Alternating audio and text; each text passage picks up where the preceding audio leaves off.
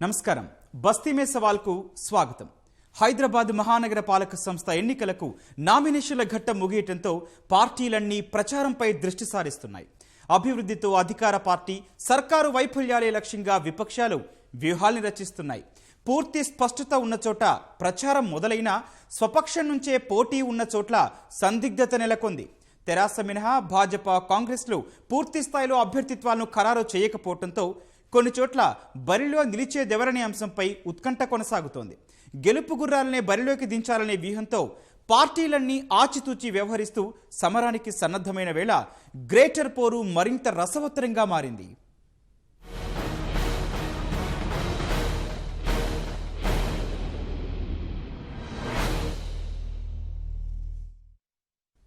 హైదరాబాద్ మహానగర పాలక సంస్థ ఎన్నికల్లో కీలకమైన నామినేషన్ల పర్వం ముగిసింది. చివరి రోజు పెద్ద సంఖ్యలో అభ్యర్థులు నామపత్రాలు సమర్పించారు. అభ్యర్థుల ఎంపికలో ప్రధాన పార్టీలు ఆచితూచి వ్యవహరించడంతో చివరి రోజు వరకు ఉత్కంఠ కొనసాగింది. కొన్ని పార్టీల నుంచి ప్రకటన లేకుండానే అభ్యర్థులు పత్రాలు సమర్పించారు.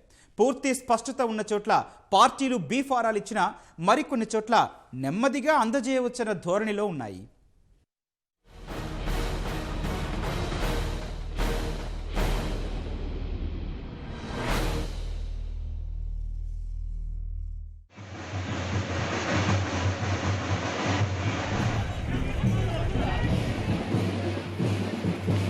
గ్రేటర్ పోరులో రాజకీయం ఊపందుకుంటోంది.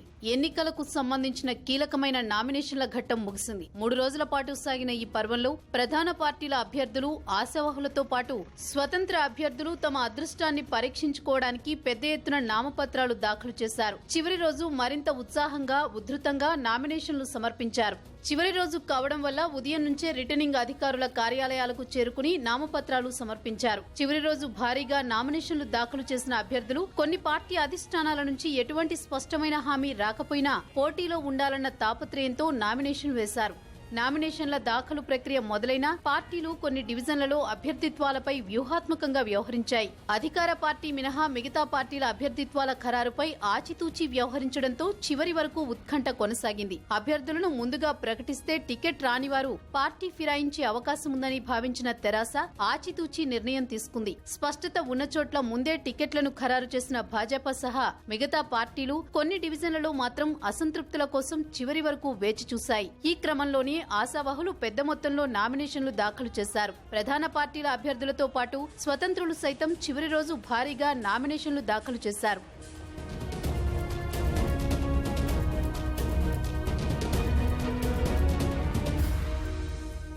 3 రోజుల నామినేషన్ల ప్రక్రియలో చివరి రోజు అత్యధికంగా 600కు పైగా నామినేషన్లు వచ్చినట్లు తెలుస్తోంది. నిన్నటి వరకు 537 మంది అభ్యర్థులు 597 నామినేషన్లు దాఖలు చేయగా ఇవాళ ఒక్కరోజే రెట్టింపు సంఖ్యలో నామపత్రాలు సమర్పించినట్లు సమాచారం. రేపు అభ్యర్థుల నామినేషన్ల పరిశీలన, ఎల్లుండి జరిగే నామినేషన్ల ఉపసంహరణ తర్వాత బరిలో ఉండే తుది అభ్యర్థులెవరో స్పష్టత రానుంది. అయితే కారు లేకుంటే కమలం అన్నట్లు సాగుతున్న గ్రేటర్ ఎన్నికల పోరులో బరిలో నిలిచేందుకు ఇతర ఆశావహులను బుజ్జగించేందుకు ఎమ్మెల్యేలను, స్థానిక నేతలను కాకా పట్టేందుకు అభ్యర్థులు చాలానే కష్టపడ్డారు. పార్టీ అధినాయకత్వం చుట్టూ ప్రదక్షిణలు చేశారు. చివరి వరకు అభ్యర్థుల ప్రయత్నాలు టికెట్ దక్కించుకునేందుకు గట్టిగా ప్రయత్నించారు. ఉన్న సమయంలోపు నామినేషన్లు దాఖలు చేసేందుకు గాను ఆశావహులు మరింత ఆతృత కనబర్చారు. తర్వాత ఎలాగైనా నామినేషన్లు వేసిన వారితో సంప్రదింపులు జరుపుతారు కాబట్టి ఈ తరుణంలో కొన్ని డిమాండ్లను అభ్యర్థుల ముందు ఉంచి బరిలో నుంచి తప్పుకొని ప్రజల సంక్షేమం కోసం పాటుపడినట్లు అవుతుందని కొందరు భావిస్తున్నట్లు తెలుస్తోంది.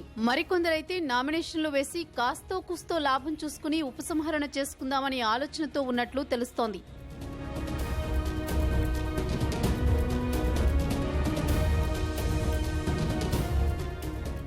ఎన్నికల రేసులో ముందున్న తెరాస నామినేషన్ల ప్రక్రియ ముగిసినా అసంతృప్తుల బెడద లేకుండా అన్ని జాగ్రత్తలు తీసుకుంటోంది. పార్టీ నుంచి భారీ సంఖ్యలో ఆశావహులు ఉన్నందున బీఫారాలు అందజేశాక రెబల్స్ సంఖ్య ఎక్కువగానే ఉంటుందని, వీరిని బుజ్జగించి అసమ్మతి లేకుండా చూడాలని సీనియర్ నేతలకు దిశానిర్దేశం చేసినట్లు తెలుస్తోంది. పార్టీ తరపున నామపత్రాలు దాఖలు చేసుకున్న వారిని ఉపసంహరించుకునేలా, వారితో మంతనాలు జరిపేలా ప్రయత్నాలు చేస్తోంది. భాజపా సైతం టికెట్ పై ఆశలు పెట్టుకున్న వారిని బుజ్జగించే ప్రయత్నం చేస్తోంది. రెబల్స్ బెడద లేకుండా చర్యలు తీసుకుంటోంది. పూర్తి స్థాయిలో పార్టీ అభ్యర్థిత్వాల్ని తేల్చని కాంగ్రెస్ ఆశావహుల అందరితో నామినేషన్లు వేయించి పరిశీలన తర్వాతే అభ్యర్థుల్ని ఖరారు చేయాలని భావిస్తోంది.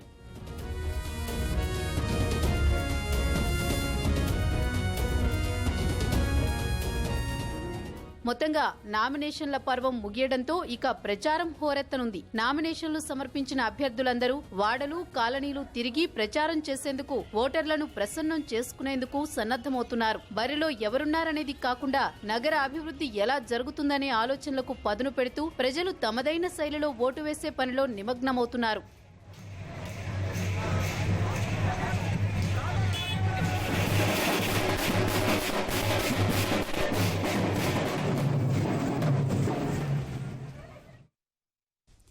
బల్దియా పోరులో నామపత్రాల ఘట్టానికి తెరపడడంతో ఇక ప్రచార పర్వం ఊపందుకోనుంది.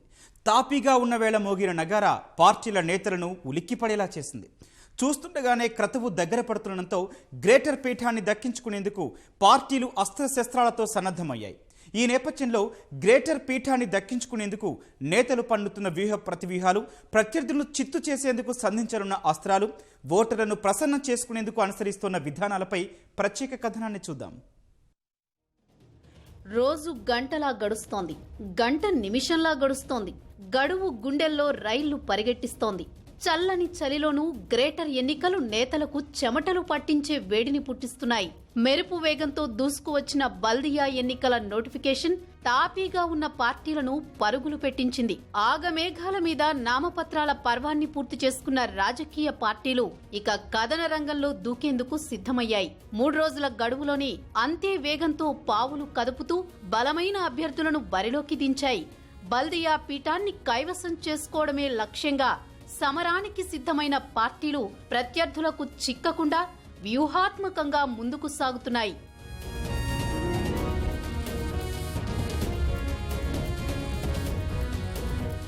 గ్రేటర్ పోరుకు అందరికంటే ముందుగానే సన్నద్ధమైన కారు అదే జోరుతో ముందుకు సాగుతోంది. మరోసారి పీఠాన్ని కైవసం చేసుకోవడమే లక్ష్యంగా ప్రచారానికి ప్రణాళికలు రూపొందిస్తోంది. మరో 10 రోజుల గడువు మాత్రమే ఉన్నందున 4 దశలుగా ప్రచారం నిర్వహించాలని నిర్ణయించింది.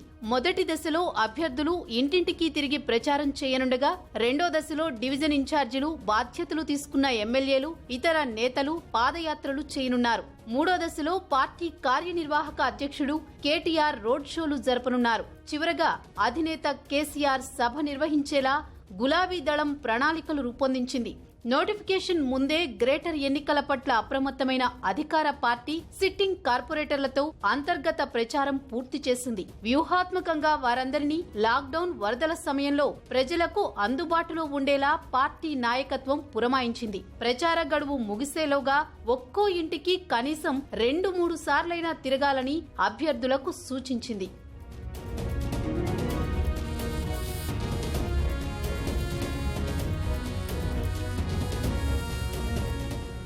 మరోవైపు డివిజన్లలో శ్రేణులతో కలిసి ఇప్పటికే పర్యటిస్తున్న మంత్రులు, ఎమ్మెల్యేలు విస్తృతంగా సమావేశాలు నిర్వహిస్తున్నారు. పార్టీ బలాబలాలు, ఇతర పార్టీల అభ్యర్థుల వివరాలు సేకరించి అధినేత వ్యూహాలను క్షేత్రస్థాయిలో అమలు చేస్తున్నారు. టికెట్లు దక్కక నిరాశతో ఉన్నవారిని బుజ్జగిస్తూ శ్రేణులను ఏకం చేస్తున్నారు. మరో 2 రోజుల్లోనే మంత్రి కేటీఆర్ రోడ్ షోలు ప్రారంభించేలా రూట్ మ్యాప్ సిద్ధం చేశారు.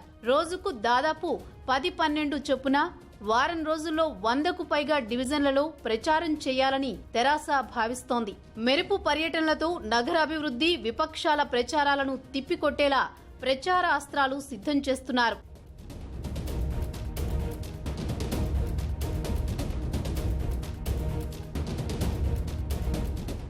దుబ్బాక ఫలితాలను బల్దియా ఎన్నికల్లోనూ పునరావృతం చేసేలా కమలదళం వ్యూహాలు పన్నుతోంది. నోటిఫికేషన్ సమయంలోనే గ్రేటర్ కోసం పావులు కదుపుతున్న భాజపా డివిజన్ల వారీగా ఇన్ఛార్జీలను సైతం నియమించింది. ఉప ఎన్నిక గెలుపు ఉత్సాహాన్ని అలాగే కొనసాగించాలని భావిస్తున్న ఆ పార్టీ బలమైన అభ్యర్థులను బరిలోకి దించేందుకు కసరత్తులు చేసింది. ఈ క్రమంలోనే తెరాస, కాంగ్రెస్ లో అసంతృప్తులను తమ వైపు తిప్పుకునేందుకు నామినేషన్ల చివరి వరకు అభ్యర్థులను పూర్తి స్థాయిలో ప్రకటించలేదు.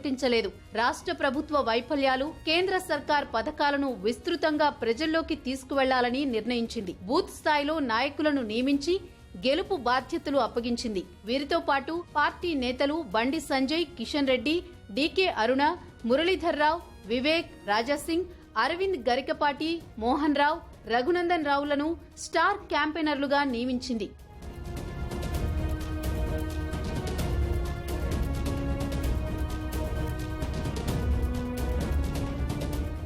ఇక వరుస ఓటములతో కష్టాల్లో ఉన్న కాంగ్రెస్ ఈసారైనా సత్తా చాటేందుకు తీవ్ర ప్రయత్నాలే చేస్తోంది. నోటిఫికేషన్ నాటికి ఏమాత్రం అప్రమత్తంగా లేని ఆ పార్టీ నేతలు అనంతరం ఆఘమేఘాలతో కసరత్తులు ప్రారంభించారు. పార్టీకి ఉన్న క్యాడర్ దృష్ట్యా బలమైన అభ్యర్థులను రంగంలోకి దించి ప్రత్యర్థులను ఎదుర్కొనే ప్రయత్నాలు చేస్తున్నారు. ఇందులో భాగంగా డివిజన్ల వారీగా సమన్వయకర్తలను నియమించిన కాంగ్రెస్ బూత్ స్థాయి బాధ్యతలు అప్పగించింది. దుబ్బాక ఉప ఎన్నికల్లో నాయకత్వమంతా కలిసి సాగిన విధంగానే గ్రేటర్ ఎన్నికల్లోనూ ముందుకెళ్లి అంతర్గత విభేదాలు లేవన్న భావన తీసుకురావాలని నిర్ణయించారు.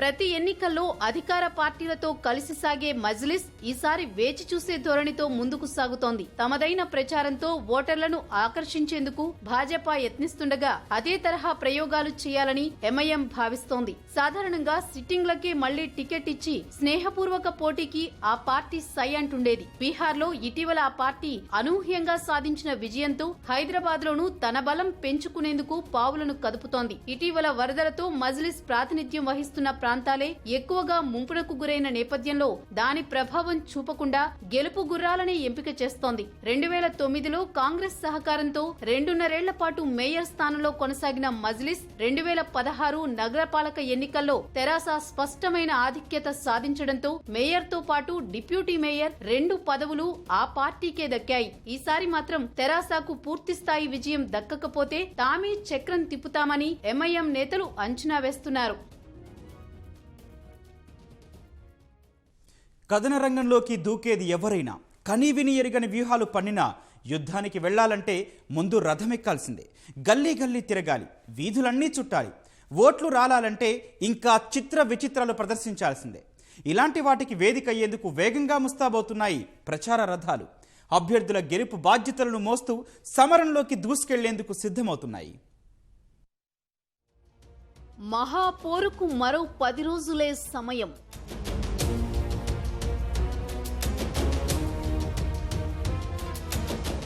ప్రత్యర్థులను చిత్తు చేసే ఎత్తులు ఓవైపు,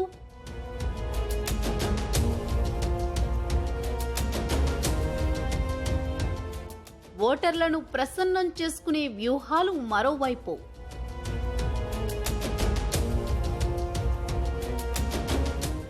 సమయం తక్కువున్నా పోరులో పైచేయి సాధించాల్సిందే.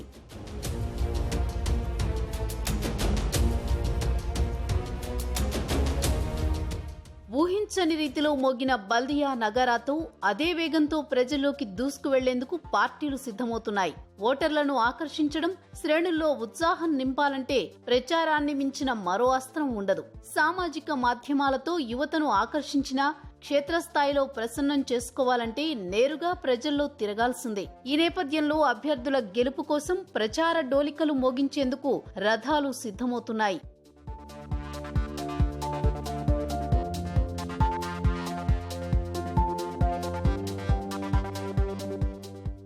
నామినేషన్ల పర్వం ఇప్పటికే ముగియడంతో అభ్యర్థులు ప్రచారంపై దృష్టి సారించారు. ప్రధాన పార్టీలైన తెరాస, భాజపా, కాంగ్రెస్, మజ్లిస్లతో పాటు ఇతర పార్టీల అభ్యర్థులు, స్వతంత్రులు సైతం రథాలను తయారు చేయించుకుంటున్నారు. పార్టీ రంగులు, గుర్తులు, అభ్యర్థులు, నేతల చిత్రాలు, ముద్రించిన ఫ్లెక్సీలతో తయారీదారులు వాటిని అందంగా అలంకరిస్తున్నారు. నగరంలో పెద్ద డివిజన్లలో సగటున 50,000 మంది ఓటర్లు, 100కు పైగా కాలనీలు ఉన్నాయి. పోలింగ్ కు మరో 10 రోజులే వ్యవధి ఉన్నందున ఈ గడువులోనే ఇంటింటికి వెళ్లి ఓట్లు అభ్యర్థించడం, సుడిగాలి పర్యటనలు, రోడ్ షోలు చేయాల్సి ఉంటుంది. ఇందుకోసం తెరాస, కాంగ్రెస్, భాజపా, ఎంఐఎం నేతల ప్రచార రథాలు నగరంలో ఎక్కడికక్కడ సిద్ధమవుతున్నాయి.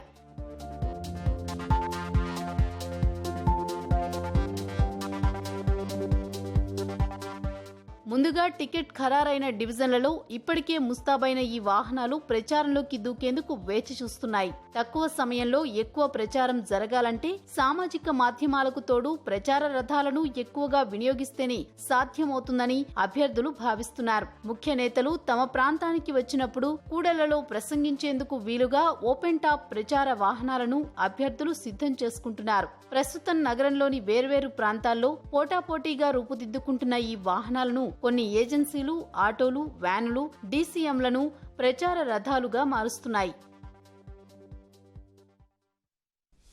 రోజు రోజుకు అభివృద్ధి చెందుతున్న ఐటీ రంగంతో నగర రూపురేఖలు మారిపోతున్నాయి. సాంకేతిక బహుళజాతి సంస్థలు కొలువు తీరుతున్న ప్రాంతాలు శరవేగంగా అభివృద్ధి చెందుతున్నాయి. దీంతో కొత్తగా హైదరాబాద్లో పెట్టుబడులు పెడుతున్న సంస్థలను నగర శివారు ప్రాంతాలకు విస్తరింపచేయాలని భావిస్తోంది తెలంగాణ ప్రభుత్వం. అన్ని వైపులా సమాన అభివృద్ధి సాధించేలా ప్రణాళికలు రచిస్తోంది. అందుకు look east, look north grid పాలసీలతో ముందుకెళ్తోంది. ప్రభుత్వం సూచిస్తున్న ప్రాంతాల్లో పెట్టుబడులు పెట్టే కంపెనీలకు రాయితీలు, అదనపు ప్రయోజనాలు కల్పిస్తూ నగరంతో పాటు శివారు ప్రాంతాలను వృద్ధిబాట పట్టించేందుకు ప్రయత్నిస్తోంది.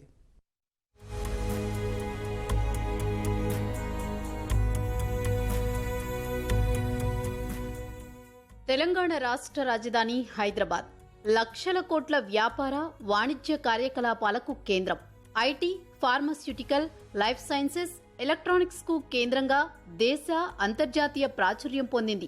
నగరానికి ఆధునిక హంగులు అద్దిన ఐటీ రంగం వృద్ధితో నగర స్వరూపం మారిపోయింది. అయితే ఐటీ సంస్థలు ఎక్కువగా మాదాపూర్, హైటెక్ సిటీ ప్రాంతాల్లోనే విస్తరించడంతో మిగతా నగరానికి భిన్నంగా ఆ ప్రాంతాలు అభివృద్ధి చెందాయి. దీంతో నగరంలో నూతన కార్యాలయాలను ప్రారంభించనున్న సంస్థలను, తద్వారా వచ్చే అభివృద్ధిని మరిన్ని ప్రాంతాలకు విస్తరించాలని నిర్ణయించిన ప్రభుత్వం అందుకు growth in dispersion grid policy తీసుకొచ్చింది. Look east, look north for IT అనే నినాదంతో నగరం తూర్పు, ఉత్తర ప్రాంతాల్లోనూ ఐటీ విస్తరించేలా ప్రోత్సహిస్తోంది.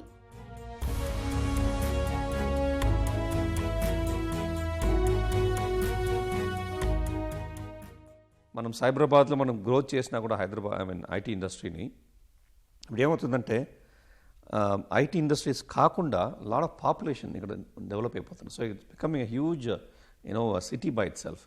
అందుకని ఈ పాపులేషన్ గ్రోత్ వల్ల lot of other challenges are also coming. So traffic issues కానీ, కంజెషన్ కూడా ఎక్కువ అవుతుంది. సో అందుకనే ఇప్పుడు గవర్నమెంట్ కూడా ఇప్పుడు గ్రిడ్ పాలసీ తీసుకొచ్చారు, గ్రోత్ ఇన్ డిస్పర్షన్ అని. అంటే హైదరాబాద్ ఓన్లీ సైబరాబాద్ ఏరియాలో మాత్రం డెవలప్ అవ్వకుండా ఐటీ ఇండస్ట్రీ చుట్టూ నార్త్, సౌత్, ఈస్ట్, వెస్ట్ అన్నీ డెవలప్ అవ్వాలని చెప్పి వాళ్ళ ప్లాన్తో ఒక మంచి పాలసీ, దానికి ఇన్సెంటివ్స్ కూడా చాలా తీసుకొచ్చారు. హైదరాబాద్ నుంచి దాదాపు 2000 ఐటీ సంస్థలు కార్యకలాపాలు నిర్వహిస్తుండగా 7 లక్షల మంది ఉద్యోగులు పనిచేస్తున్నారు. రాష్ట్ర ఐటీ రంగ అభివృద్ధి గణనీయంగానే పెరుగుతోంది. గతేడాది ఈ రంగం 17% వృద్ధిని నమోదు చేయగా, కోవిడ్ పరిస్థితుల్లోనూ 10% వృద్ధిని సాధించింది. ఈ వృద్ధిని ఇలాగే కొనసాగిస్తే రాబోయే 4 ఏళ్లలో రాష్ట్రంలో ఐటీ ఉద్యోగులు 10 లక్షలకు చేరుకుంటారని ఓ అంచనా. ఇంతటి ముఖ్యమైన రంగాన్ని నగరమంతటా విస్తరించాలని ప్రభుత్వం గట్టి సంకల్పంతో ఉంది. అందుకు నగరం నలువైపులా మౌలిక వస్తువులను కల్పిస్తూ కొత్త సంస్థలకు స్థలాలను కేటాయిస్తోంది. ప్రభుత్వం ప్రతిపాదించిన ప్రాంతాల్లో పెట్టుబడులకు ముందుకు వచ్చే కంపెనీలకు ప్రత్యేక రాయితీలు అందించేందుకు విధాన నిర్ణయం తీసుకుంది. అక్కడ షిఫ్ట్ అవడం గుడ్, ఎందుకంటే సిటీ ఇప్పుడు ఇక్కడ కొంచెం ప్రెషర్ వస్తుంది ఇక్కడ బాగా ఇన్ఫ్రాస్ట్రక్చర్ మీద. సడన్గా ఒక ఏరియా, ఒక 3-4 కిలోమీటర్ రేడియస్ ఏరియాలో దగ్గర 5-6 lakh మెంబర్స్ వర్క్ చేస్తున్నారంటే 6 lakh people coming in every day and going out. It's putting lot of pressure on infrastructure. Shift అయితే అవ్వాలి. ఇప్పుడు మొత్తం ఇన్ఫ్రాస్ట్రక్చర్ ఇక్కడ ఉంది, టాలెంట్ మొత్తం ఇటుపక్క ఉంది. ఇప్పుడు వర్కింగ్ ప్రొఫెషనల్ హైర్ చేయాలనుకోండి, వాళ్ళు ఇక్కడ వర్క్ చేస్తున్నారు. It's easy to hire from this side.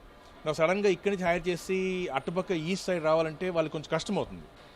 Shift అవ్వాలి, but I think companies have to make the decision. నగరంలోని ఉప్పల్, నాగోల్, పోచారం, మహేశ్వరం, తుక్కుగూడ, ఆదిభట్ల, కొల్లూరు వంటి ప్రాంతాల్లో కొత్త కంపెనీలను తీసుకువచ్చేందుకు ప్రభుత్వం ప్రత్యేక చర్యలు ప్రారంభించింది. ఇందులో భాగంగా ఈ ప్రాంతాల్లో 5 ఐటీ పార్కుల ఏర్పాటుకు ఆమోదం తెలిపింది. దీంతో పాటే రాష్ట్రంలోని ఇతర ప్రధాన నగరాలకు విస్తరించేలా ప్రభుత్వం కార్యాచరణ ప్రారంభించింది. వరంగల్, ఖమ్మం, కరీంనగర్, నిజామాబాద్, మహబూబ్ నగర్ వంటి నగరాల్లో ఐటీ కారిడార్లు, టవర్లను ఏర్పాటు చేస్తోంది. ఇప్పటికే వరంగల్, కరీంనగర్ లో కొన్ని సంస్థలు కార్యకలాపాలు ప్రారంభించగా త్వరలోనే మిగతా చోట్ల ఐటీ టవర్లు ప్రారంభించనున్నట్లు ప్రభుత్వం ప్రకటించింది.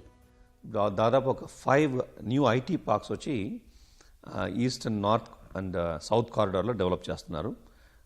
Some of the industrial plans కూడా దాన్ని కన్వర్షన్ కూడా ఇచ్చారన్నమాట. సో మా ఒక గెస్ ఏంటంటే Hyderabad will grow right in all parts of the city, not only Cyberabad but in all parts of the city.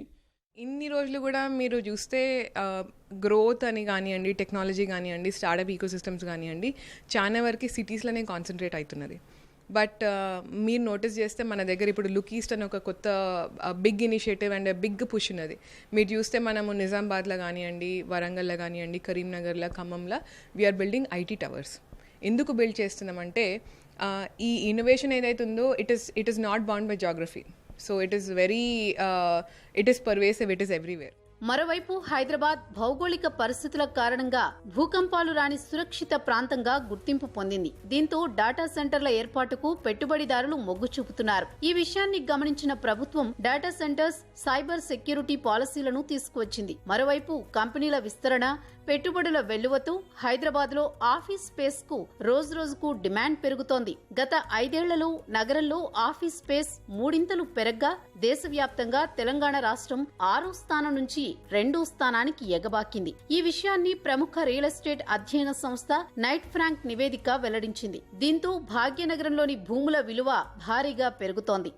Location is good and then infrastructure. I think the best part అంటే why మన 90s లో లేట్గా start అయినా కూడా ఎందుకు కంటే ఫాస్ట్గా develop అయ్యామంటే mainly infrastructure and government support.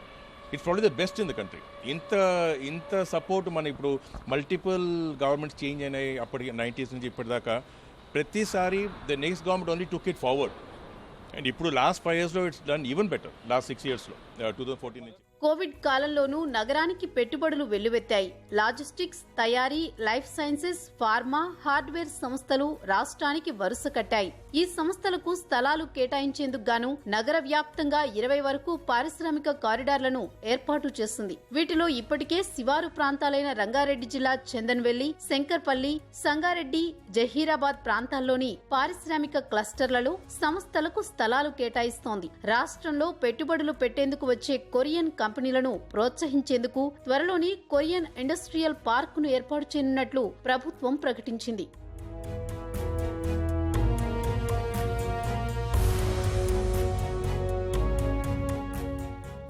ప్రస్తుత పెట్టుబడులతో పెద్ద ఎత్తున ఉద్యోగావకాశాలు ఏర్పడనున్నాయి. వాటిని అందిపుచ్చుకునేందుకు ప్రత్యేక నైపుణ్యాలు అవసరమవుతాయి. అందుకే నిరుద్యోగ యువతకు నైపుణ్యాలు పెంపొందించేలా ప్రభుత్వం ప్రత్యేక కార్యాచరణ చేపట్టింది. ప్రత్యేక కేంద్రాలు ఏర్పాటు చేసి నైపుణ్యాలు పెంచేలా చర్యలు తీసుకుంటోంది. సంస్థలు ఉద్యోగాల పెరుగుదల, ముందస్తు అంచనాలతో వ్యూహాత్మక అభివృద్ధి ప్రాజెక్టు కింద మెట్రో మార్గాన్ని మరింత పెంచేందుకు యోచిస్తోంది. నగరంలో పెరగనున్న జనాభా అవసరాలు తీర్చేందుకు, వాహన కాలుష్యాన్ని తగ్గించేందుకు ఎలక్ట్రిక్ బస్సులను ప్రవేశపెట్టనుంది.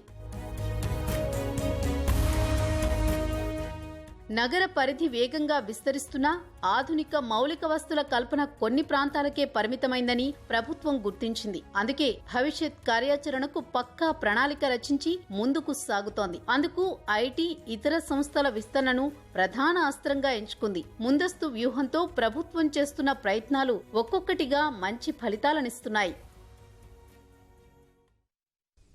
హైదరాబాద్లో ఐటీ హబ్ పెరుగుతున్నందున సదుపాయాల కల్పనపై ప్రభుత్వం మరింత దృష్టి సారించాలని తెలంగాణ ఇన్ఫర్మేషన్ టెక్నాలజీ అసోసియేషన్ అధ్యక్షుడు సందీప్ మక్తాలా కోరారు. బల్దియా ఎన్నికల్లో ఐటీ ఉద్యోగులంతా ఓటు వేసి పోలింగ్ శాతాన్ని పెంచాలని నిర్ణయించినట్లు వెల్లడించారు. ఐటీ సంస్థల్లో అంతర్జాతీయ ఒప్పందాలు, స్థానిక రాజకీయాలపై అవగాహన లేకపోవడంతోనే ఉద్యోగులు ఓటింగుకు దూరమయ్యే పరిస్థితి నెలకొందన్నారు. ఆన్లైన్ ఓటింగ్ విధానం అందుబాటులోకి వస్తే పోలింగ్ శాతం మరింత పెరిగే అవకాశం ఉందంటున్న సందీప్ మక్తాలతో మా ప్రతినిధి ముఖాముఖి.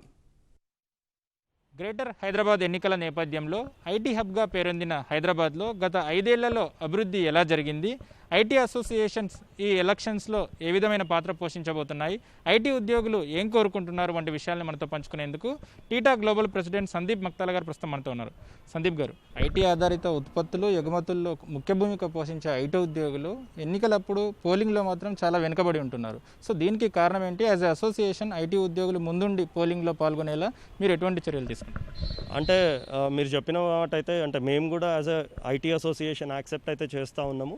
అంటే నాట్ ఓన్లీ హైదరాబాద్లోనే కాకుండా ఇండియా మొత్తం ఎక్కడ చూసుకున్నా కానీ ఐటీ ఉద్యోగులు సుముఖత అంటే ఓటింగ్ అంటే పోలింగ్ బూత్కి వెళ్ళకపోవడం అన్నది మనం చూస్తూ ఉన్నాం.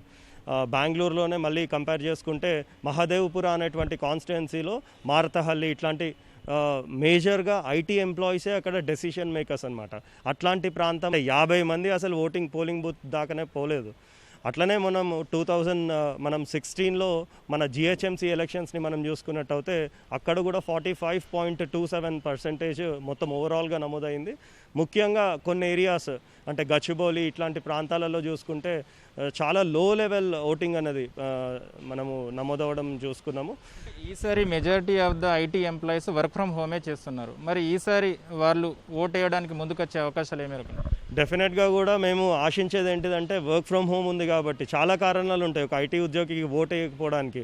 అంటే నాట్ ఓన్లీ అంటే ఏది అంటే లోకల్ పాలిటికల్ సిస్టమ్ అవేర్నెస్ ఒకటి తీసుకోవచ్చు మనము. అంటే నార్త్ నుంచి వచ్చేటువంటి ఓటర్స్ ఎవరైతే ఉన్నారో ఆర్ వేరే రాష్ట్రాల నుంచి వేరే ప్రాంతాల నుంచి వచ్చేటువంటి ఓటర్స్ వాళ్ళ లీడర్ ఎవరో తెలియదు ఎగ్జాక్ట్గా. ఇప్పుడు నేను బెంగళూరుకి పోయినాను అనుకోండి, నా లోకల్ ఉండేటువంటి అక్కడ కార్పొరేటర్ ఎవరో నాకు డైరెక్ట్గా నాకు ఐడియా ఉండదు. సో ఓటర్ ఐడిని వీళ్ళు చూసేది ఎట్లా చూస్తూ ఉంటారంటే ఒక అడ్రస్ ప్రూఫ్ మాదిరిగానే చూస్తూ ఉంటారు. సో అట్లాంటప్పుడు వీళ్ళు టర్న్అవుట్ కావడానికి కొంచెం ఇది చేస్తూ ఉంటారు. అండ్ ఇంకో విషయం ఏంటిదంటే ఈ ఓటింగ్ అంటే ఓట్ వేయడానికి కారణం ఏంటిదంటే హాలిడే ఇచ్చినప్పటికీ కొన్ని కంపెనీస్కి ఏమవుతుందంటే ఇంటర్నేషనల్ క్లయింట్స్ ఉంటారు. సో ఇంటర్నేషనల్ క్లయింట్స్ ఉన్నప్పుడు వాళ్ళకి ఎమర్జెన్సీ ఎసెన్షియల్ సర్వీసెస్ కిందకి వచ్చేసరికి వాళ్ళు కంపల్సరీ మ్యాండేటరీగా వాళ్ళు ఆఫీస్కి రావాలి అని చెప్పి ఉంటుంది. అంటే క్రిటికల్ అంటే సర్వర్ మెయింటెనెన్స్ కావచ్చు, ఇట్లాంటి సపోర్ట్ స్టాఫ్ ఎవరైతే ఉన్నారో వాళ్ళకి కంపల్సరీ వెళ్ళాల్సి ఉంటుంది. అట్లాంటిది కూడా వన్ ఆఫ్ ద రీజన్స్ ఉంటుంది. సో డెఫినెట్గా ఈసారి మేము భావించేది ఏంటిదంటే వర్క్ ఫ్రమ్ హోమ్. మొన్ననే మేము TITA తరఫు నుంచి కూడా ఇది సర్వే నిర్వహించినప్పుడు 89.9% ప్రతి ఒక్కరు కూడా ఇంట్లో నుంచే వర్క్ చేస్తూ ఉన్నారు. అంటే వర్క్ ఫ్రమ్ హోమ్ ఆప్షన్నే ఎంచుకొని ఉన్నారు. మేము ఆశించేది ఏంటిదంటే ఇంట్లోనే ఉంటారు కాబట్టి ఏదో ఒక టైం తీసుకొని వాళ్ళు పోలింగ్ బూత్కి వెళ్ళేసేసి వాళ్ళ ఓట్ని వేస్తారని చెప్పి మేము అనుకుంటా ఉన్నాం. ఎన్నికల సందర్భంగా ప్రచారం అనేది చాలా కీలకమైనది. ముఖ్యంగా అభ్యర్థుల భౌతిక ప్రచారం కన్నా ఇప్పుడు సామాజిక మాధ్యమాల ద్వారా ఎక్కువగా ప్రచారం చేస్తూ ఉన్నారు. సో ఈ జిహెచ్ఎంసీ ఎన్నికల్లో హౌ ఎఫెక్టివిటీస్ అండ్ హౌ రీచబిలిటీస్? సో ఎప్పటి నుంచో మేము చెప్తా ఉన్నామండి, అంటే ఆన్లైన్ ద్వారా అంటే ఎట్టి పరిస్థితుల్లో కూడా ఒక ఓటర్ని మోటివేట్ చేసేది ఆర్ ఓటర్ని టర్న్ చేసేది డెఫినెట్గా కూడా ఆన్లైన్ మాధ్యమాలు అని చెప్పొచ్చు, అంటే సోషల్ మీడియా ప్లాట్ఫామ్స్ అని చెప్పొచ్చు. ఇంకా పెద్ద ఎత్తున అంటే చాలా సోషల్ మీడియా ప్లాట్ఫామ్స్ అయితే ఈవెన్ అంటే పెయిడ్ కూడా చాలా అంటే కొంతమంది క్యాండిడేట్స్ వాళ్ళు పెయిడ్ పెట్టుకొని కూడా వాళ్ళని హైర్ చేసుకొని సోషల్ మీడియా ఎక్స్పర్ట్స్ని వాళ్ళు ప్రమోషన్ చేస్తూ ఉన్నారు. ఆ ఇంపాక్ట్ అయితే డెఫినెట్గా ఉంటుందని చెప్పొచ్చు. అండ్ ముఖ్యంగా ఈ అర్బన్ ఏరియాస్లో అయితే సోషల్ మీడియాతోనే ఆ ప్రచారం అన్నది ఇంపార్టెంట్ రోల్ ప్లే చేస్తుందని మనం అనుకోవచ్చు. కెమెరామెన్ కేవీ రావుతో ప్రవీణ్ కుమార్, ఈటీవీ న్యూస్, హైదరాబాద్. ఇది నేటి బస్తీ మే సవాల్. మరో బస్తీ మే సవాల్లో మళ్ళీ కలుద్దాం. నమస్కారం.